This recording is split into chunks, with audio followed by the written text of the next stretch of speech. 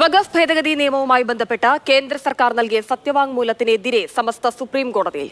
വഖഫിനെ കുറിച്ച് പ്രാഥമിക ധാരണ ഇല്ലാതെയാണ് കേന്ദ്രം സത്യവാങ്മൂലം ഫയൽ ചെയ്തത് എന്ന് സമസ്ത ചൂണ്ടിക്കാട്ടി. വി ബാലഗോപാൽ ചേരുന്നുണ്ട്. ബാലു, അങ്ങനെ കേന്ദ്ര സർക്കാരിന്റെ നിലപാടൊക്കെ സംബന്ധിച്ച് വ്യവഹാരങ്ങൾ ഇങ്ങനെ തുടരുന്ന ഒരു സാഹചര്യത്തിലാണ് സമസ്ത കോടതിയെ സമീപിക്കുന്നത്. സമസ്ത എന്തൊക്കെ കാര്യങ്ങൾ അവരുടെ മുസ്ലിം സമുദായവുമായി ബന്ധപ്പെട്ട് അവരുടെ ആചാരവുമായി ബന്ധപ്പെട്ടൊക്കെയുള്ള കാര്യങ്ങൾ കോടതിക്ക് മുൻപാകെ ചൂണ്ടിക്കാട്ടാനാണ് ശ്രമിക്കുന്നത്? പ്രതീക്ഷ, രാജ്യത്തെ ഈ വഖഫ് ഭൂമി സംബന്ധിച്ച് കേന്ദ്ര സർക്കാർ സുപ്രീം കോടതിയിൽ സമർപ്പിച്ച സത്യവാങ്മൂലത്തിന് എതിരെയാണ് ഇപ്പോൾ സമസ്ത സുപ്രീം കോടതിയെ സമീപിച്ച് ഈ അധിക സത്യവാങ്മൂലം ഫയൽ ചെയ്തിരിക്കുന്നത്. സുപ്രീം കോടതിയിൽ കേന്ദ്ര സർക്കാർ നൽകിയിരിക്കുന്ന പെരുപ്പിച്ച കണക്കാണ് എന്നാണ് സമസ്ത ആരോപിക്കുന്നത്.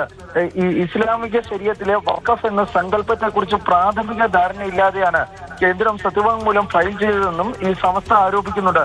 2013 വഖഫ് ഭേദഗതി നിയമത്തിന് ശേഷം രാജ്യത്തെ വഖഫ് ഭൂമിയിൽ വലിയ തോതിൽ വർദ്ധിച്ചുവെന്നാണ് കേന്ദ്രം സുപ്രീം കോടതിയിൽ ഫയൽ ചെയ്തിരുന്ന സത്യവാങ്മൂലത്തിൽ ചൂണ്ടിക്കാട്ടിയിരുന്നത്. അതായത് കഴിഞ്ഞ 11 വർഷത്തിനിടെ 116% വർധനവ് വഖഫ് ഭൂമിയുടെ കാര്യത്തിൽ ഉണ്ടായി എന്നായിരുന്നു കേന്ദ്ര സർക്കാരിന്റെ ആരോപണം.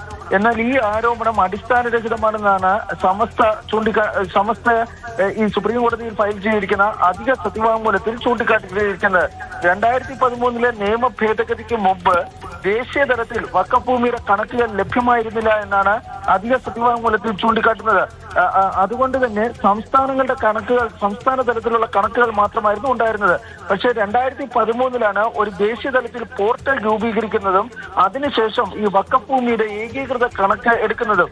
അതിനാലാണ് ഈ വർധനവ് 116% വർധനവിന്റെ ഈ കാര്യം അല്ലെങ്കിൽ വർധനവ് ഉണ്ടായിരിക്കുന്നതെന്നാണ് സമസ്ത പറഞ്ഞിരിക്കുന്നത്.